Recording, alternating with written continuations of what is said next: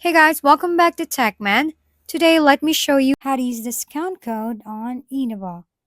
Welcome back. Today, I'll show you how to use a discount code on Eneba quickly and easily. First, choose the item you want to purchase.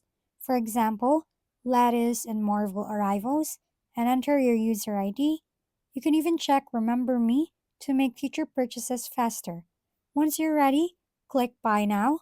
On the purchase page, select your preferred payment method on the left, then look to the right for the discount code box.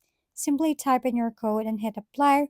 Remember, discount codes must be active and can only be used once, and only one promotion code applies per product. If valid, you'll see a confirmation right away. And if it's not, double check the code details or its expiration date before trying again.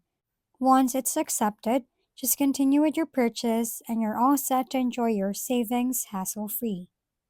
If we've been helpful, kindly give us a thumbs up and don't forget to hit the subscribe and bell button for more contents. For any questions and suggestions, comment down below.